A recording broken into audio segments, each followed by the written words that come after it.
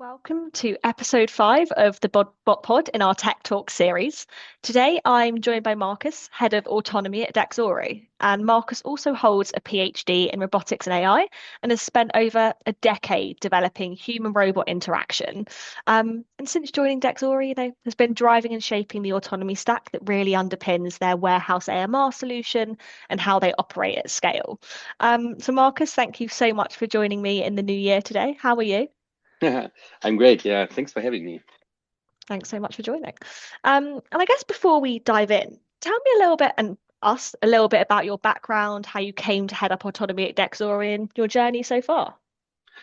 Oh yeah. Happy to do this. Actually, it's like now more than a decade. So like I started this robotics after my other career, which was being a diving instructor, and I was very interested in like how biology shapes fish, any kind of animals. And I wanted to learn more about it, but instead of looking at it, I actually thought like maybe if I engineer life artificially, I can learn more about it. So this is how I went into robotics, 2010, 2009. Actually, no, yeah, 2009. And that also shaped my whole academic and research career. So I was mainly interested not so much in telling robots what to do, but how robots create their behavior. So I was working in my PhD with curious robots that only get sensor signals 1 to 0, 0 to 1, and then create behavior and meaning out of it, I suppose. And that was what was really nice. On a sidetrack though, because realistically, that is still a long stretch to go, and it's not that fascinating, because these creations of curiosity that take quite a bit of time. I also had a robot football team where we actually built robots and yeah, made them autonomously play football, which was very cool and was a nice test bed. I think I may have stayed a little bit longer in academia because I find this fascinating. But what academia doesn't provide you with is like, how do you solve problems that need to run in multiple areas in the world on multiple robots? So academia is very focused on prototyping and getting further, stretching the boundaries on what's possible, which is cool in its own right. But I was always intrigued. That's why I did the football team. Like, hey, if I have one algorithm, how do we have to calibrate all these robots? Or maybe does one algorithm also fit all the 5 robots we're having, all the 10 robots? And there's no way in academia to really research this. I mean, there's swarm behavior, etc., but it's all not really fitting. So I really wanted to push into industry because there's a chance to solve something, leave the prototype stage, and actually scale to the hundreds, to the thousands. And I found this company, Bots and Us, they were called back in the days, 2000. What was it? Oh, I'm blind with dates currently. It's because of the long break. But yeah, 3 years ago at least. Um, and we only had one robot, and it was working in retail. It was a very cute robot, Mim. And but there were big dreams, and I could see like, okay, with these guys, that will be exactly what I need. I want to scale. I want to build a mobile platform that actually scans in warehouses or do whatever job really is needed, and then get in all my knowledge I have and all my theory, which I couldn't really apply anywhere else, and make these robots work in 1,000 warehouses. I love that. And I think it's a really interesting career move from diving instructor to engineer roboticist. That's definitely an interesting one that outside of this podcast I'll probably ask you more about. Let's do Um, that. but yeah, today as we kind of spoke about, we will really be chatting through all things ROS2 and scaling robotic Yeah. solutions. So like look, Dexory, they embraced ROS2 for its production stack. It's like people are saying like a pretty bold move, just like go straight in and all guns blazing. But like what motivated you or like the overall team to kind of make that decision and move?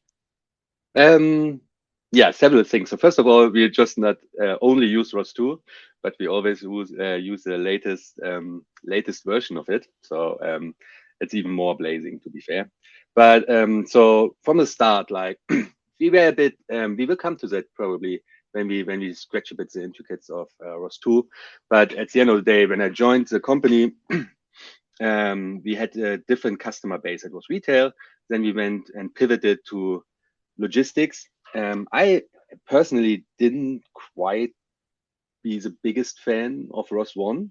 This was because I couldn't use it for humanoid robots. There was way too much delay. I know there are hacks around, but it didn't feel right. It wasn't the right customer.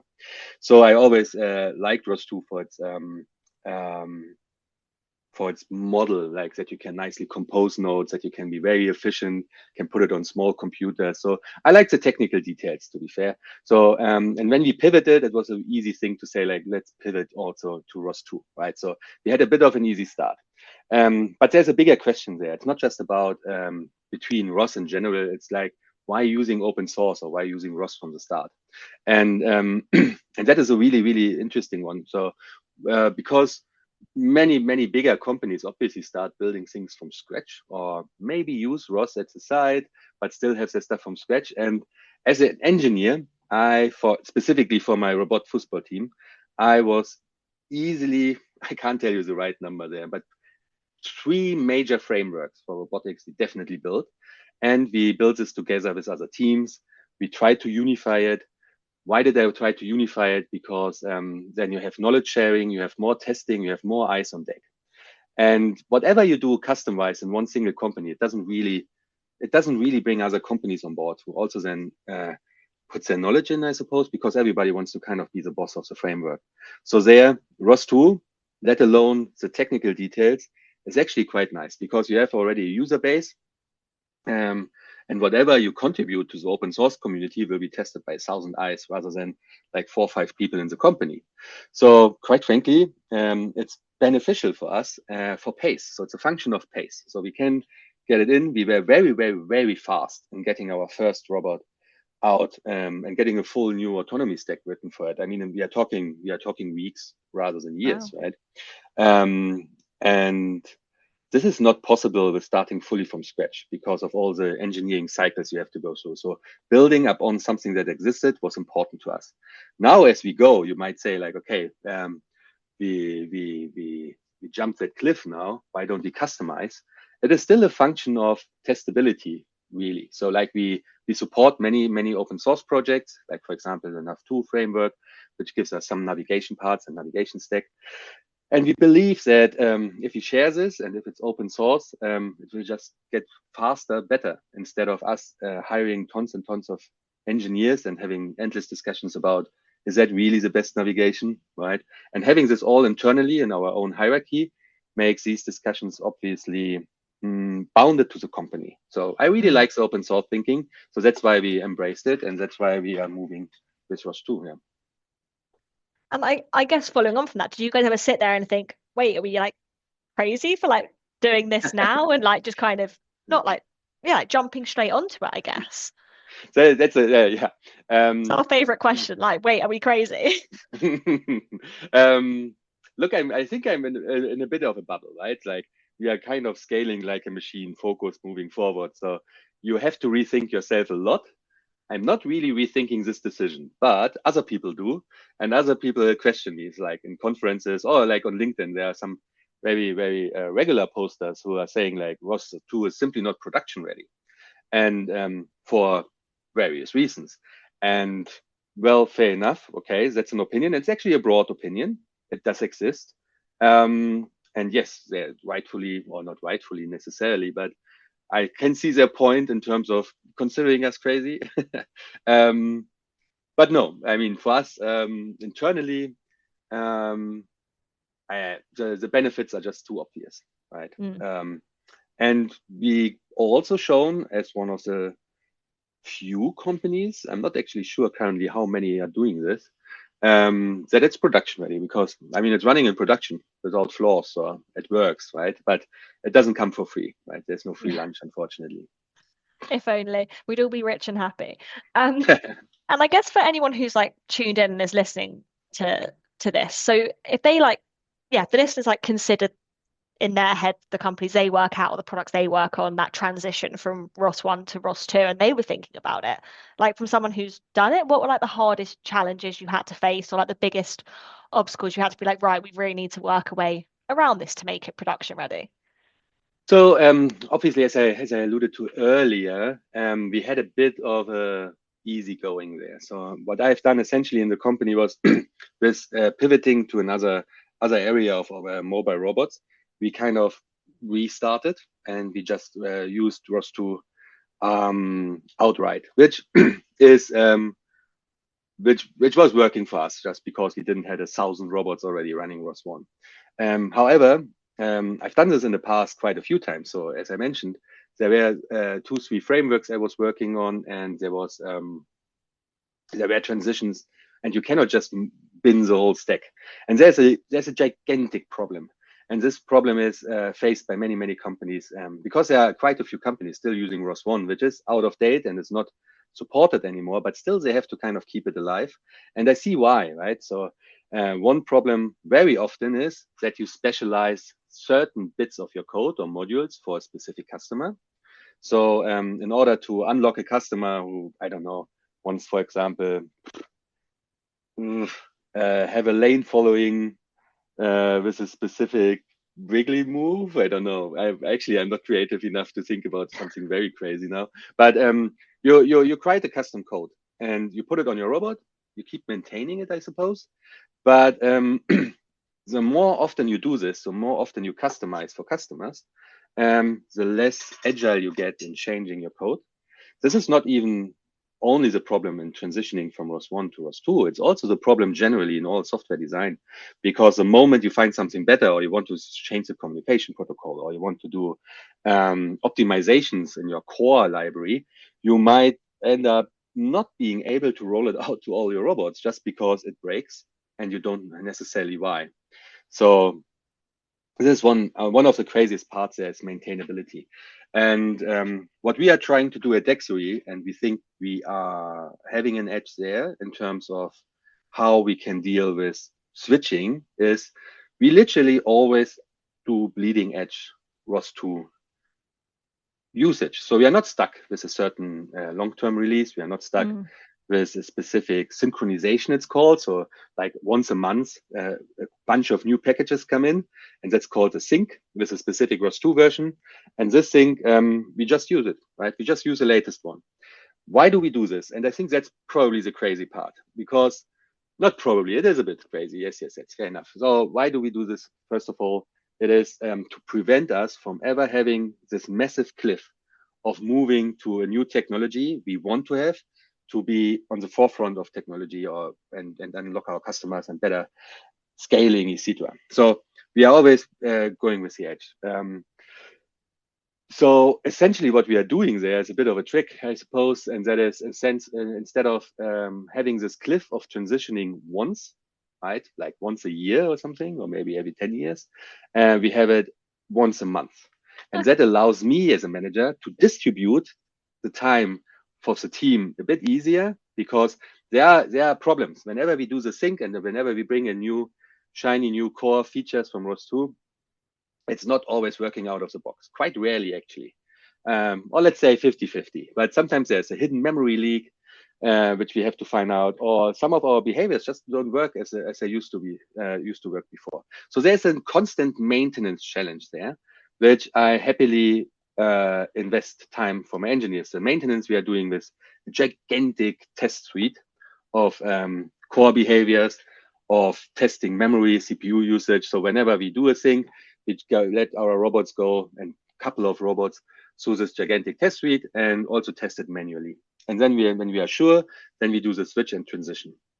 I think mathematically speaking, it would be the same if you invest this time every month, or if you invest it like in 2 months' time, once a year. But strategically in the company, nobody will be happy to say like, hey, guys, we are not doing feature development. We are now transitioning to a new framework. And then no founder in the world will be like, wow, that sounds exciting. So we don't get any more value, but you have a nicer framework. Let's do that, right? So this can't be done. You can't put this out as a project, right? And even I can't do that, although I'm quite involved in many aspects in the company. So the trick there is like continuously improving, continuous maintenance. And whatever comes our way, we can then probably go ahead with, right?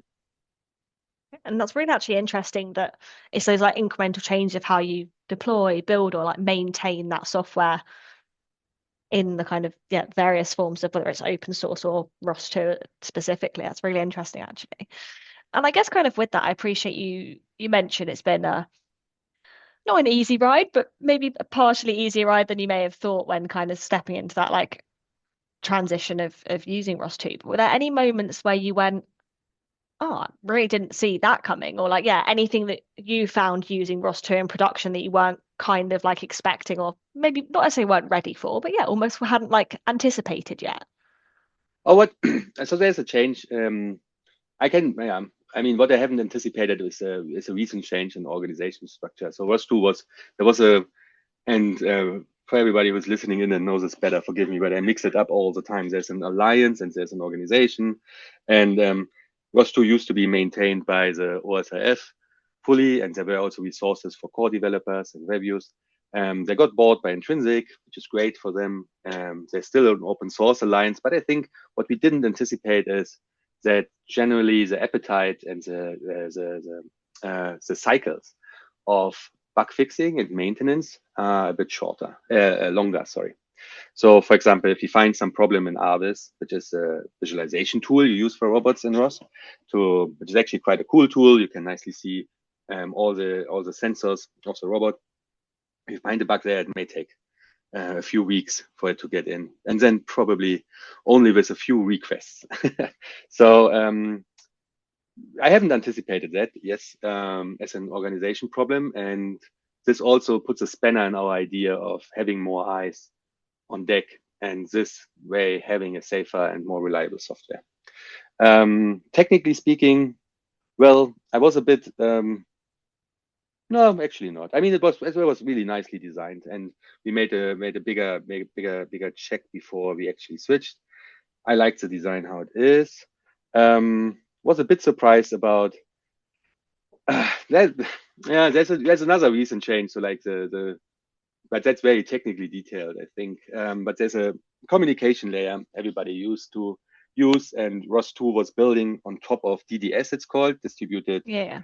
data system, and which is really cool. You can use it in medicine and space, etc. And some people love it.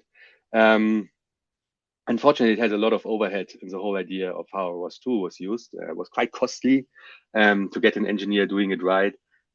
Lots of communication overhead, also being safe. So for all the many ROS projects that are out there, people kind of complained, and now they're moving to another system, which is a core system now, which kind of feels a bit like moving back to ROS1 for me, because technically speaking, it's not distributed only, but you have routers again, like you used to have on ROS1. So it's kind of a step back, but you have to go with it. So the only thing we can do is, I mean, we like it, we actually use it, don't get me wrong, but these are the things, right? So yeah, you can't really foresee the future, and you have to be active in the open source community and shape their way. And if you do this, then you are not that surprised about the changes because you are part of the change.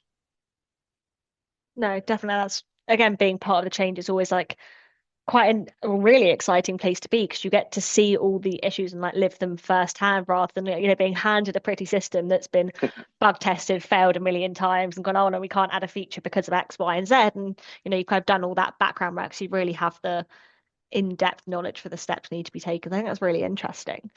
And I think a really fun question here. Oh, If you had to convince like a CEO or a founder to move to ROS2 in like one sentence, what would you say? What would your like pitch be as someone who, has fully like brought it on board, like integrated it? I mean, we had to do that, right? And I think one. So if I obviously not speaking about my own company now, but if I were to go to another company and had to convince someone, I think costs is one of the easiest way to convince anybody, and time. Like first of all, I mean, I mentioned it already, but like when we started to design the new robot, which is now running at 100, 200, actually I don't know how many warehouses anymore. Um, we designed it and built a stack and rolled it out to a customer roundabout in 3 months. This is not possible if you start writing a stack fully on your own. So like time is it's just faster. It's a fast-paced development, which obviously equates to money saved or money generated because you're going to go to customer very fast. And this is everything a founder should be concerned about, quite frankly, right? It's not about the nicest tech. It is about how can we solve the customer problems very, very fast. And ROS2 is definitely a gateway for that, or ROS in general, just because a lot of stuff and building blocks are already there.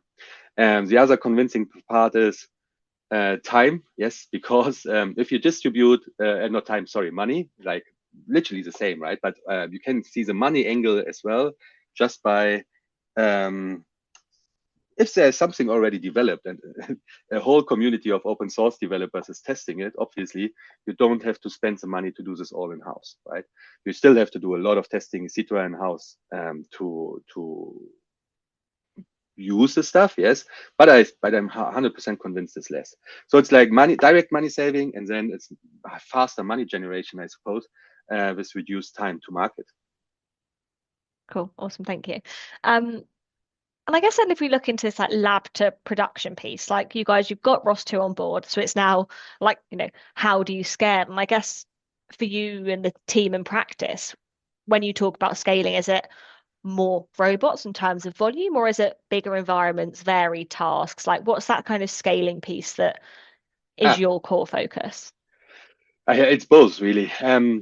I mean, here's a bit of a secret, right, which I happily share with the whole world, and that is we were a little bit lucky, I must admit. So, in terms of the environment we faced, so we started with warehouses that had where I could see the end, like all four walls, right, and we thought like already, wow, that is massive, right, because I haven't seen such a thing before. Um, and we grew constantly, and it as I say, maybe good timing, maybe a pinch of luck, but it grew in size and in complexity as we went on. So some ideal case to scale iteratively. So when we are speaking about scaling, it is constant enhancement, yes, of the software to be able to do different environments and different. Yeah, for example, customers may have traffic rules. They might have warehouses that are so huge that we can't load a normal map on this robot. So we have to find out ways about that. Um, the software here, I must admit, like specifically on the open source side, they're not necessarily are built for gigantic warehouses, right? So they are not, but that's not a problem. You can work around it, or you can contribute to make it happen. So scaling is, yes, scaling towards different environments and different problems. Fair enough. But the biggest piece is how can we do this without linearly scaling also the numbers of engineers and service people? How can we scale to customers, right? And there's a huge difference if you deploy to 10 customers or 100 customers or 1,000 customers. So for the first few customers, I know all their names, I know all the contacts, and I actually kind of knew all the robots that were there, and their shortcomings or the challenges they had with a specific environment. This knowledge fades at some point. Like there's this famous idea of, I think you can remember 120 people if you work together, like what has done at Birkenstock or so. Um, if you have more than 120 robots, you don't know anymore the specific details. So it has to just work, and you can't be involved in deployments anymore, and you can't be involved in every aspect of support either. So you just have to make it so robust that it works on higher numbers. So what the team is mainly concerned on the autonomy side is how can we build a stack, a single stack, that's the important part, that can be rolled out to all robots and is solving all customer needs in a cohesive way. Why is it a single stack? Just coming back to scaling, what we talked before. If you have many different stacks per customer, it becomes a nightmare to maintain, and we won't be able to switch or update it properly if you have new tech. So it's one single stack we are having that runs on all robots, and that's a challenge, right? So because imagine you add a feature, the robot is now avoiding obstacles with a little twist. I don't know. You roll it out, and then it breaks another thing you have done before for another customer. So you constantly have to make sure that your iterative steps are still working for all other customers. So that's a specific challenge in scaling, and that's our biggest focus. Okay, that's really interesting. And I guess if I kind of lead on from that, what would you say is like the biggest pitfalls and like issues people seem to hit when they're trying to go from a single robot prototype to a fleet of robots running in a live like warehousing or like logistics environment? Is it that single stack issue, or is there something else that you see as a core issue? I mean, if you move to like a handful of robots, so if you go from prototype to putting the robot in the warehouse, the most single biggest issue usually you have is not anticipating that network is always horrible. Doesn't matter which environment you work in, really. You will always have network challenges as long as it's not in your lab and in your own environment. Speaking very, very practically here, but on the other hand, like I think people, so I think I want to answer two things. So first of all, I think the biggest mistake people are doing is that they are not doing the step early enough. Because yes, I will answer this question on a technical level in a minute. But speaking of the biggest problem is I think you overthink. So like, and I learned this in my company, and because I was an overthinker there myself, I would have never rolled out the robot within 3 months. I would have really liked to have a month more and adding more features. But at the end of the day, that was not even needed, because the moment you solve a minimal problem for a customer, the learning you gain is gigantic. It's huge. So you want to be out in the wild as fast as possible to generate the learnings. So you shouldn't even be in a prototype phase very, very long. It depends a bit on the area, of course. If you have a medical robot, the prototype phase is inevitably longer. But if you have a mobile robot, you don't really want to be in this prototype phase. You want to solve a problem really, really fast to generate these learnings and to not have too many, generate too many pitfalls, I would say, for yourself. So, but leaving this aside, assuming you have you are doing this. So the actual technical pitfall is probably the ease of actually deploying and maintaining it. So like, yeah, it's a bit challenging because like with some of my colleagues, their companies, they overdid it with tools. I know every engineer overdoing it with tools. So maybe that's not the true thing, but at the end of the day, if you can save yourself some time in observing the robot, getting the right data from the robot, learning fast, you avoid these pitfalls. And not having this is one of the biggest pitfalls you can do. I often see people get quite like overexcited by the, well, we can add, or why don't we just? And if you keep doing that, you're going to never get out the prototyping phase and you'll never kind of Exactly. get into production. So I definitely understand that. And I guess you touched on it a little bit before when we were talking about like organizational differences. But if we like compare the technical issues versus like organizational process issues, so if we're comparing like team structure, integration, DevOps, like the simulation piece, like do you see that issue more on like the organizational side from your perspective? As in, is it just from your perspective, or is that like an overall thing that you see across the industry?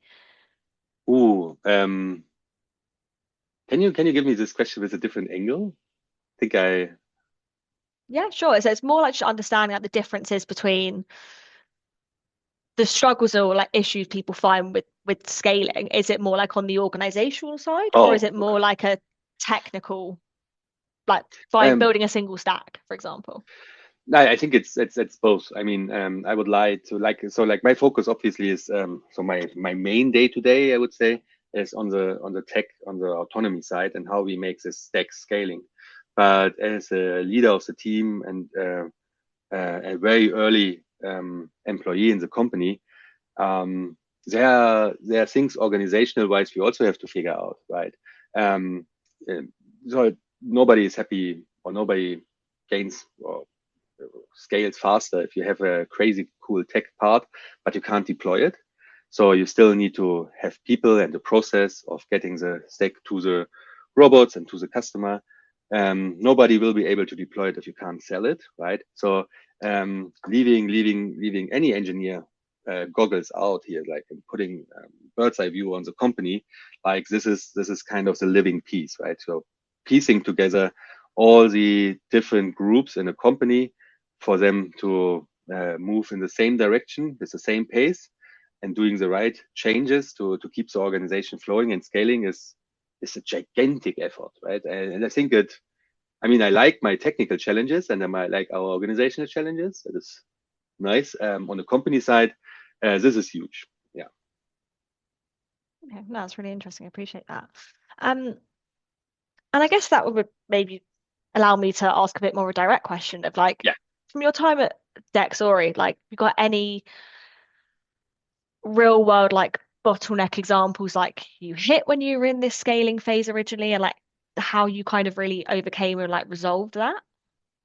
I mean, yeah, no, that's fair. I mean, let's talk about this organizational part. I mean, we have examples where we we have a tiny, not actually, it's not that tiny anymore. We have 4 or 5 warehouses ourselves, and they used to be for testing. And there was a time where some of the robots we produced got stacked up, and you have to see like it's a very complex operation, Dexory. Like we try to get as much off the shelf and external as we try, but we have a production facility for people assembling these robots, and we scale this currently up the production from 3 robots a week to more. I'm actually not sure if I'm allowed to say that, but a multitude of that. And that's doable, right? But you have to train people, you have to do this. And this ends up into a commissioning area where we check if all the robots are good, and then they get deployed. To deploy them, you obviously have to sell enough robots. So it's a perfect balance needs to happen there between customers, keeping customers happy because you don't want to go to them and say like, well, you have a robot in a year. I mean, it happens to all of us privately that we wait for ages for a good we want, but you can't do this as an early startup. So it has to really be fluctuating. So a bottleneck is it happened at very connection points between sales and having enough manpower, I'm saying, to deploy, but also unlocking a feature, like from my team, for example, for the specific customer that can take time. So we pride ourselves in always doing it in 2 weeks, but or less, but it can take time and then creates a bottleneck for the next person to actually sign a contract, right? And that has a side or trickling down effect to the deployment. So like in a company like ours, which is not just it's fully vertically integrated, so to say, which kind of consists of many companies. You create bottlenecks, or you see the bottlenecks. You will have the bottlenecks anyway, because for other companies, they may wait for supply while they have sold already, and then they wait for a third party to supply the right parts, which we also do sometimes. So organizational wise, our biggest bottleneck is definitely change between sales and production, I would say. But when I say biggest bottleneck, it's not anything that slows down the company, to be fair. It's just like visibly, because there are cycles, there are sales cycles, there are seasons, they sell more and less. While you can produce, if you do it right, very steadily the numbers, right? So that comes in waves. You have sometimes a few more robots in stock, and then you don't have any robot in stock because you sold too much, because it's shortly before Christmas and everybody likes to sign contracts. Yes, so that's the organizational bottleneck, I'd say. Okay, that's really interesting. And Oh, I guess actually, I have when, another sorry, one. go on, I just please. realized this.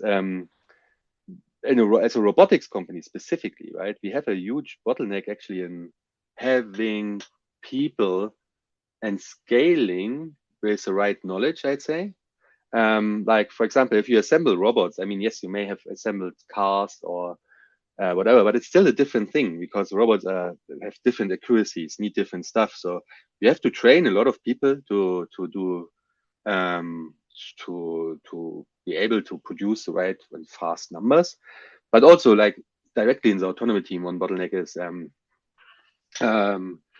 getting the people with the right experience in the team, right? So I'm a bit concerned about how we educate people in universities, and I'm involved in a program where we try to give more practical knowledge as well to students, or try to encourage universities to do this.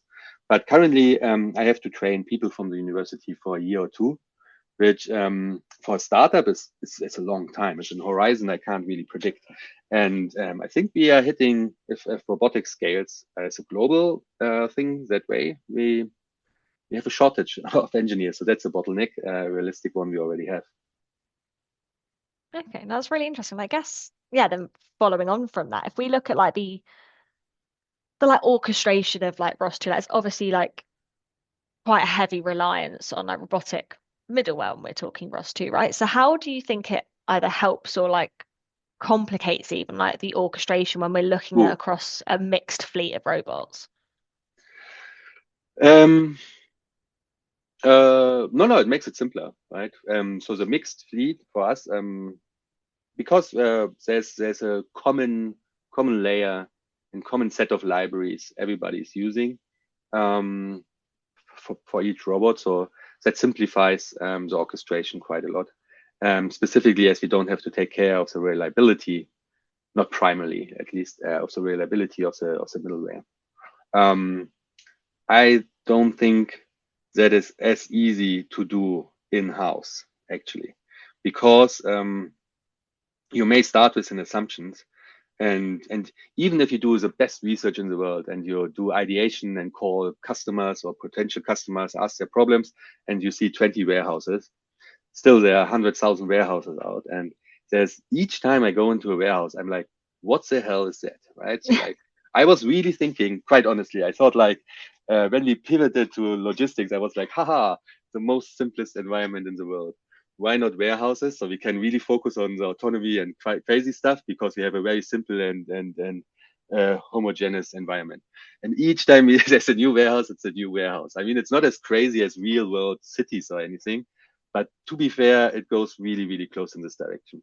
So um, so if you do this all from scratch for yourself to orchestrate many robots in many different warehouses, I'm pretty sure, despite the best research, you will make a bit of a mistake, not using the right library technically, or not using the right communication tools or whatever, because then you realize later, whoa, I haven't thought about X. And the moment you use this pre-existing ROS2 middleware, some people went through some of the problems. So like, for example, if we were now to use the NAV2 stack and ROS2, we already contributed a lot from our knowledge of large warehouses. So like navigation works better in large environments, and the tooling and the debugging tooling works better in large environments, because this is one of the problems we are facing constantly. We contributed it back so others can use it. So I would think like if you want to enter the space, you have a bit of a head start, better than we faced it because of our own contributions. Okay. And I know like before we touched on, of course, the speed and like the cost of like using these different systems and like why, you choose ROS2 over going in with ROS1 or Yeah. various kind of tools. And we always look in this like reliability and scalability piece alongside like cost and efficiency. But how do you or like the team evaluate like either new ROS2 like tools or like specific middleware applications? Like, is it purely this like cost benefit analysis, or like, yeah, how do you make this decision of what makes it to production? Oh, so like if it comes from the open source community and if it's a new ROS2 version, it always will end up in production one way or the other if it's reliable. So there's a part of we evaluate it with our testing cases, right? So we will take a robot, it will get the new software on, and then it runs through a couple of hundred different behaviors that it has to successfully do. And we see on the behavior level if it's fine, and then we will see in an internal CPU memory consumption level if it's fine and if it's safe. So that's a part on how we evaluate to get it forward. For my team, which is obviously an engineering team, it's easy to motivate engineers to use the latest and shiniest software because they are happy, so they can work with the latest fun and to use the latest tooling. It's much better than being stuck with very old tooling and then being super sad that you can't upgrade. And everything would be much easier because you could use a new library, which was there and was too. So for the engineers, that is an easy motivation. Evaluation is done with a lot of testing. For the other part of the company, like motivating why we use time or why we do this in general, yeah, that's the assessment there is like forward-looking cost saving, right? So like it might not be the most efficient, I would say, way to, or like no, it might not be the most obvious thing to do and spend like 2-3 days and 2 engineers to evaluate the latest ROS2 thing when you are a founder and be like, well, we could use these this time to create yet another feature, which we do anyway. but you can motivate it obviously with a long-term goal of having no scalability issues. So like, because you lift up all robots, I mean, it's so much easier if one software is running on all robots. Like your other teams don't have to worry about different numbers. They can just press a button, we roll it out to our robots, everybody's happy. And this is a cost saving that trickles down in the whole company. So I'm not gonna lie, it's not easy to motivate necessarily everybody. I was quite happy with my founders because they're very tech savvy and robotic friends, so to say. So it's easy for me, or it was easy for me to explain exactly this intertwined relationship between spending marginally some costs now versus having to unfold all the problems later. But I highly encourage everybody who is an engineer or is in a company now to have this discussion, right? And to clearly explain that using the latest software or investing some time regularly in maintenance is the right thing to do, because the time saved, I mean, then you save a couple of hours, but you will not be able to scale. You will be ending up stuck in a certain old software at some point. And the costs then are gigantic, because sometimes some companies, they have different teams maintaining an older part of software, while others developing the new part. Then they kind of have to backport and forward port whatever they have as solutions.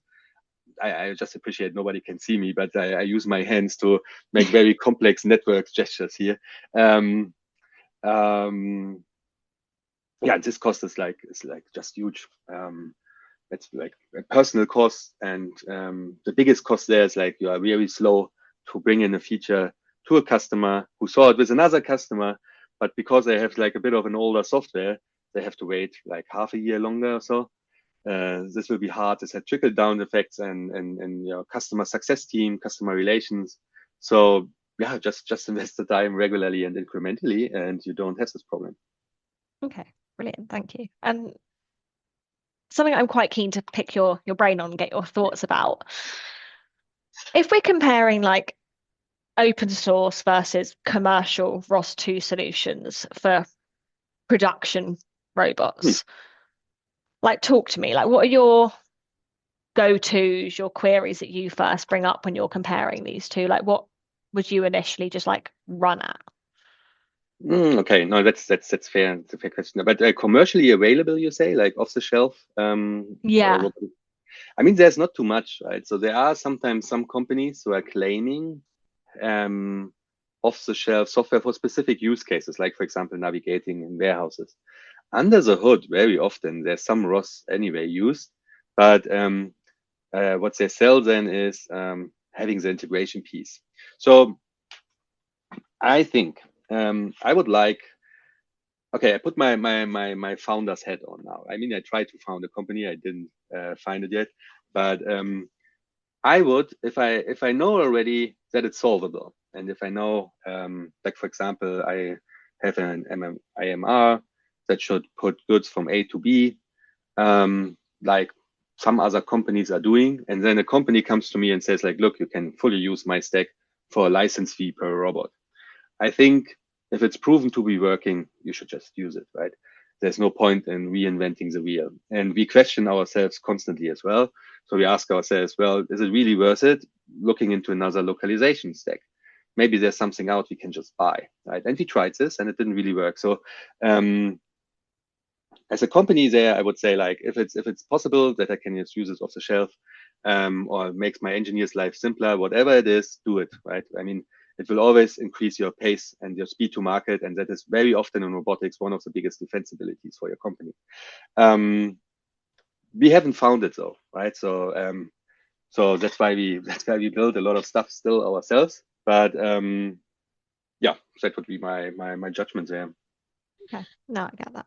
And if you were to like share what just like one little snippet of advice for like teams or people who are thinking about making this move to ROS2 and scaling their systems in Yeah. that way, what would you say? So specifically the teams, the technical teams, makes a point why contributing to open source is valuable, right? So you really have to ask your founder or whoever is your manager, what's the defensibility of this company?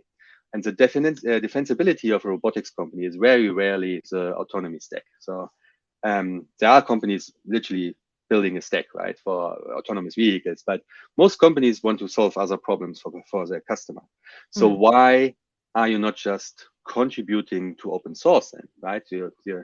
Your secrets won't make your company more valuable. Instead, if you put it out and contribute back, and it is living in open source, then you get so much more feedback, and people will test your stuff, people will gain experiences, and then you again benefit from their learnings. So it's a bit independent of ROS2 necessarily, right? So, but I would always encourage everybody to try to open source contribute for gaining this knowledge.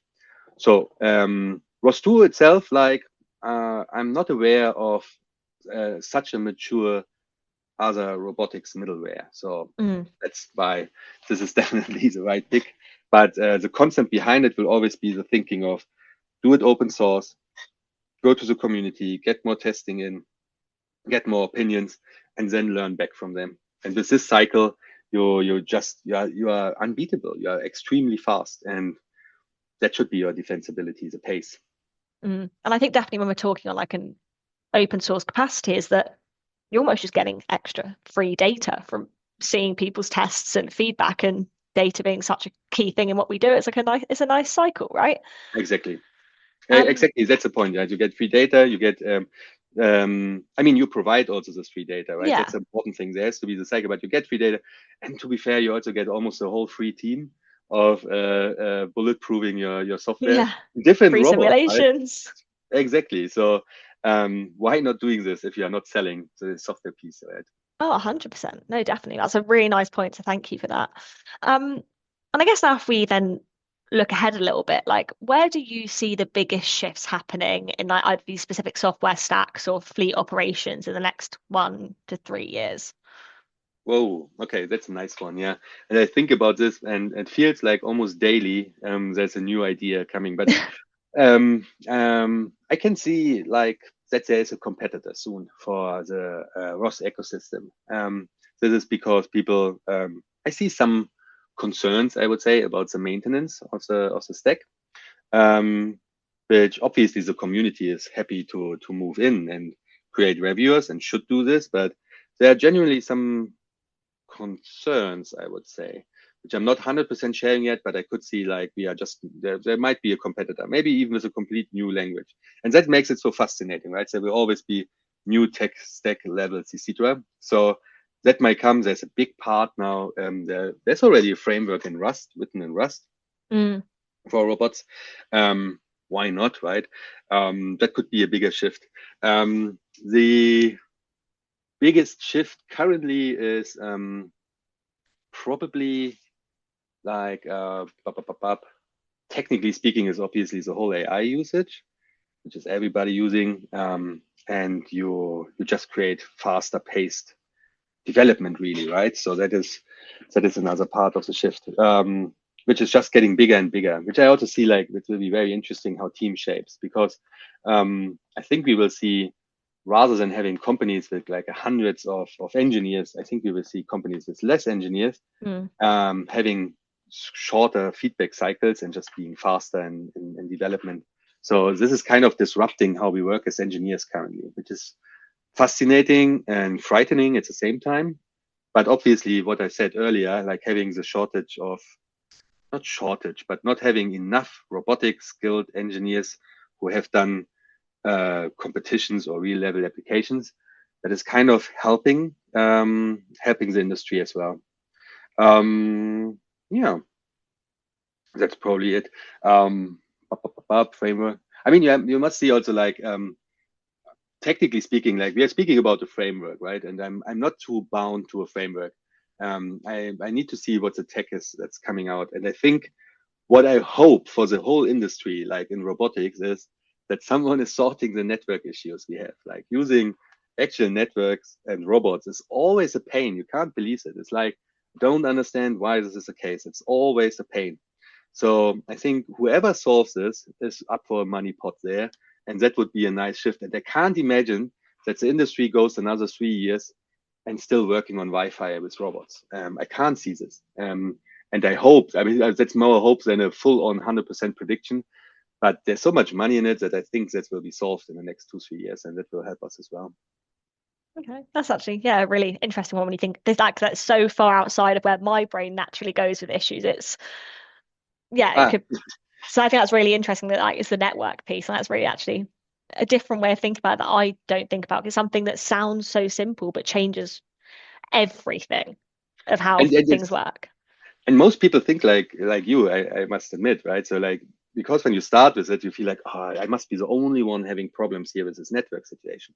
But when you then go to a conference and ask a full room of roboticists and be like, hey, what's your biggest problem? And then like, is it network? People will, almost all of them will raise their hands. And this is just so like, why is that still the case? Like, of all the problems, the Wi-Fi is the issue.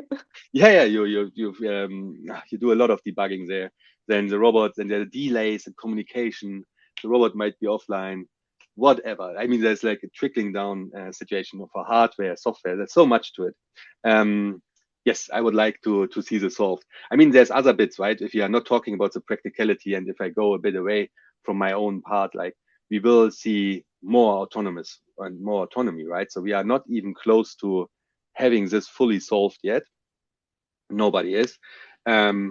But we will be obviously having it solved after this year.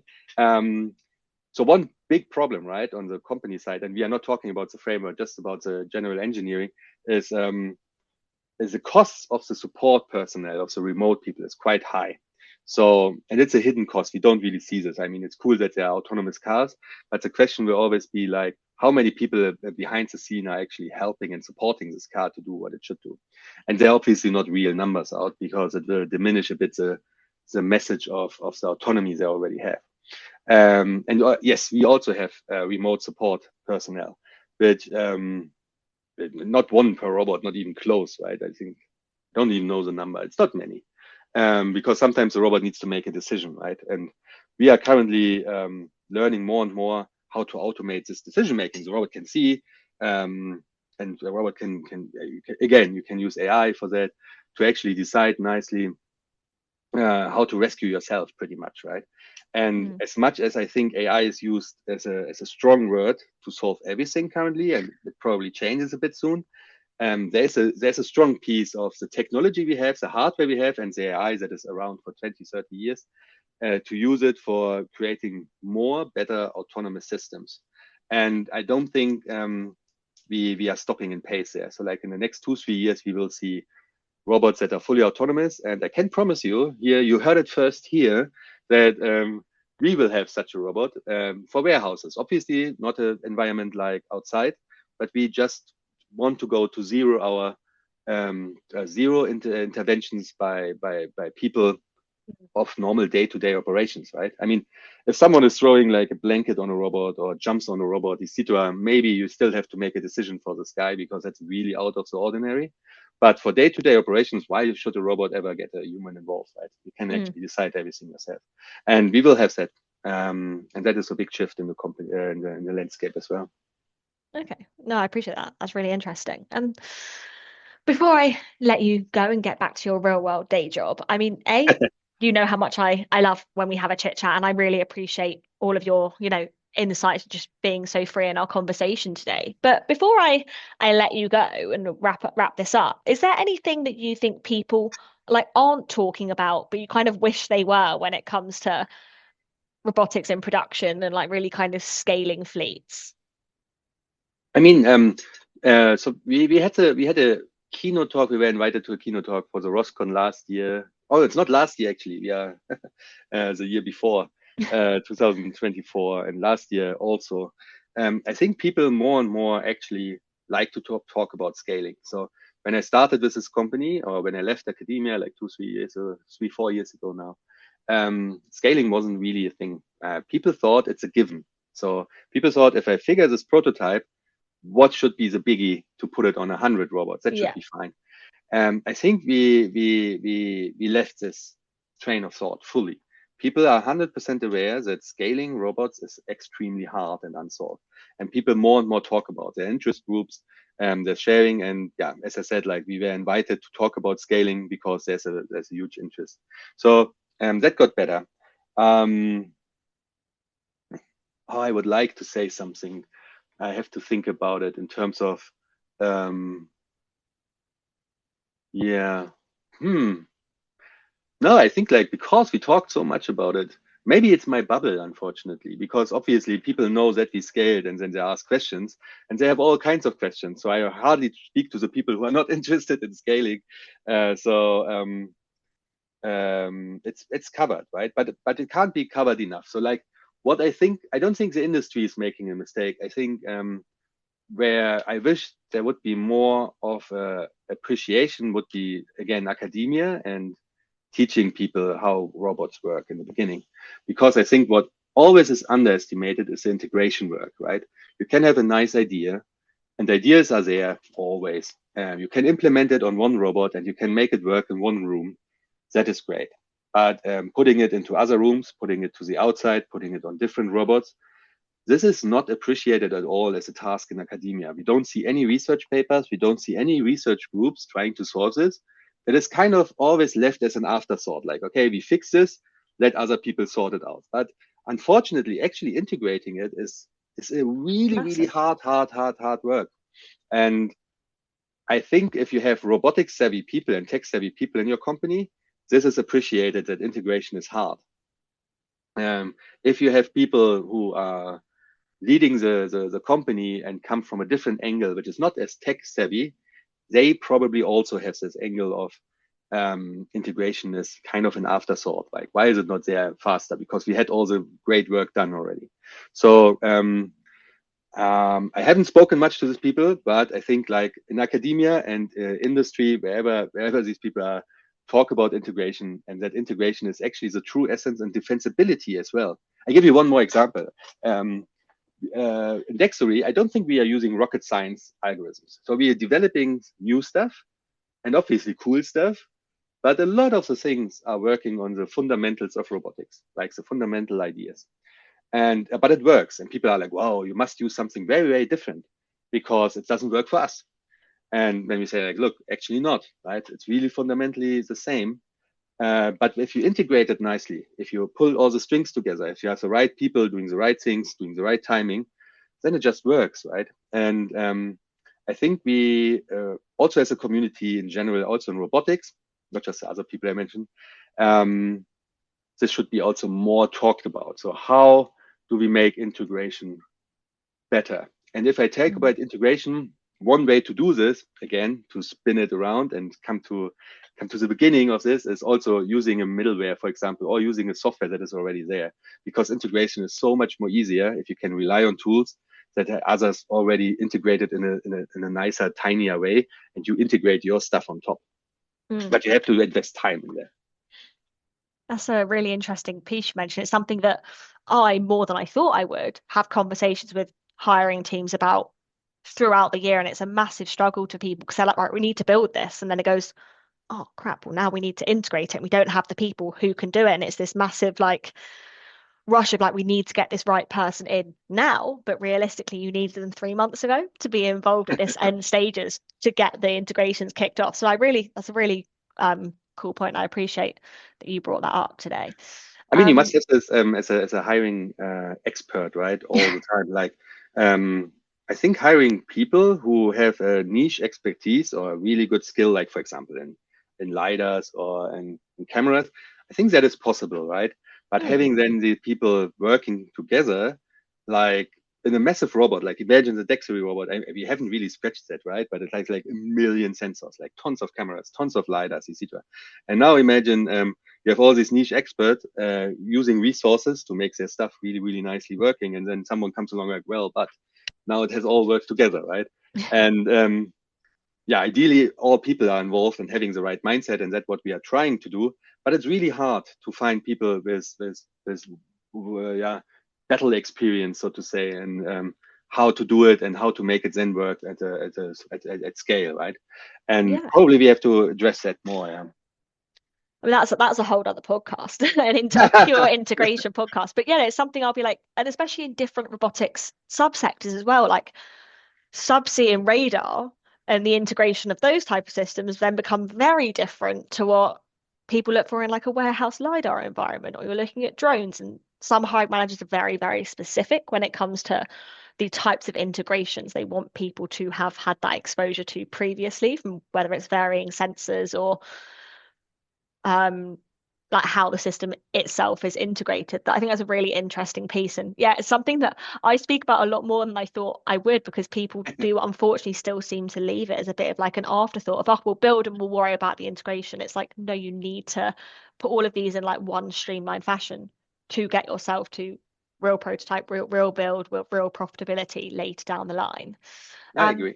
a really good point there. And I guess that leaves me with saying, like, whether it's teams like you who are releasing like ROS2 into the wild and building these reliable robots, or, really scaling these entire fleets. I think the next, let alone few months, like few years, is going to be a really interesting place for us to kind of see how this transition continues to unfold.